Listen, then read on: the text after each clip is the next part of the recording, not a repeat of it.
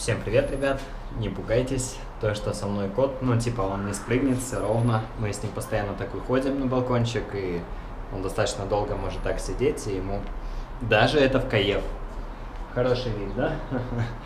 Так вот, типа, тема ролика вообще, что творится в Казнете, как вообще развивается казахский YouTube. На самом деле, я им не очень доволен.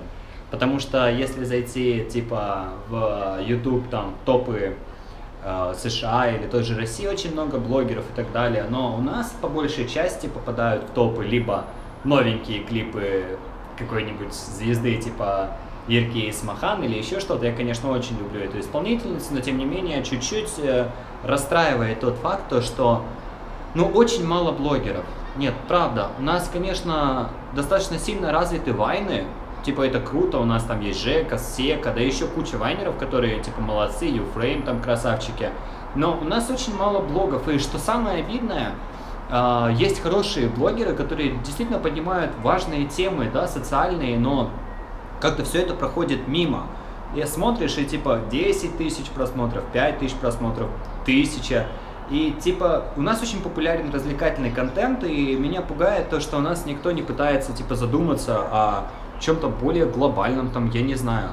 Я вот очень часто снимаю социальные такие видео, и я понимаю то, что аудитории они не заезжают, потому что, типа, если сравнить на моем канале видосы, которые связаны там с музыкой, еще что-то, именно с развлекаловой, то получается около там 50 тысяч просмотров, некоторые 100 тысяч. А вот важные темы, их просто по нулям, и это тоже пугает. Ну, типа, хотелось бы какого-нибудь, типа, Соболева у нас в КЗ, да, который, будет, хоть я не очень такие сильно люблю Соболева, но, тем не менее, он поднимает очень часто важные темы, не самые хайповые, и красавчик. У нас, типа, таких ребят нету. Конечно, я не говорю, что я бы хотел стать Соболевым по-казахски, да, но, тем не менее, все-таки иногда хочется услышать что-то, кроме того, что там Аблязов потянул кого-то на митинг, митинги сорвались, Танир Берген иногда что-то выкидывает такое более-менее нормально. Вот последний ролик мне понравился у него, где он поехал в маленький городочек, посвященный политзаключенным, своего рода политзаключенным старых годов, как бы подчеркнул значимость 31 мая, этот день. Респект, но у таких ребят очень мало. У нас только и роляет вот эти вот скандальчики между политиками, новости про убийство и какой-нибудь такой клипец посередине нашей там суперзвезды. И все. И это очень сильно парит.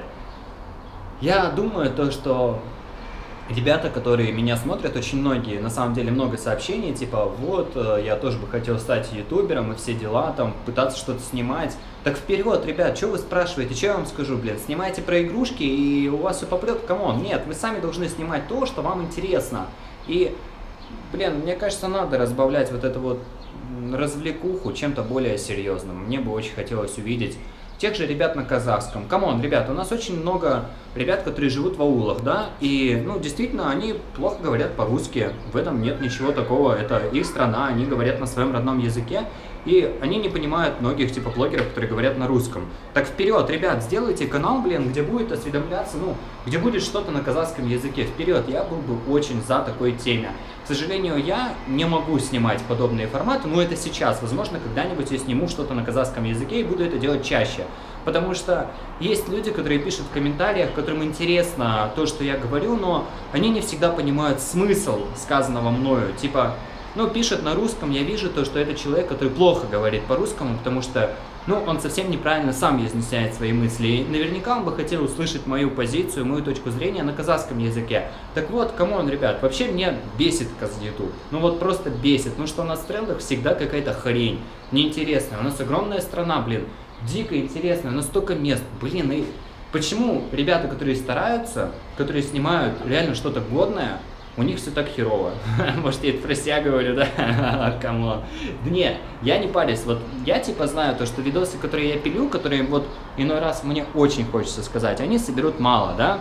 Если я захочу просмотров, денег, все дела, я буду снимать и про Кайрата Нуртаса, и про, Ерке Исмахан постоянно. Почему нет? Типа, камон, про Димашку запилить, но это тоже, это надоедает. Это одна развлекалова, потому что у нас очень слабое общество, и надо его как-то, не знаю, пинок под жопу давать, что ли.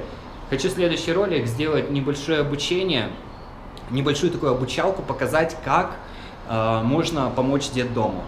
Потому что многие из вас, моего достатка, люди, да, которые не зарабатывают там миллионы, у них нет денег пойти там и подарить новый забор там или еще что-то, или, не знаю, там, обновить мебель в детском доме, но которые бы хотели помочь тем, что они имеют там 10-15 тысяч тенге. Я сниму этот ролик, и, мне похрену, сколько наберет это просмотров, главное, чтобы это было полезно. Вот. Я не говорю, что развлекалово на моем канале не будет, но хочется побольше серьезных тем, чтобы, люди задумывались о чем-то важном. Короче, я недоволен казахским ютубом в некотором, потому что он очень предсказуем. В принципе, все, ребят. Не знаю, что-то очень захотел на эту тему сказать. Подписывайтесь, ребят, правда, будет очень много всякого интересного. Конечно, не только серьезные темы. И расслабляться тоже надо, я все понимаю. В общем, давайте, ребят, салбол.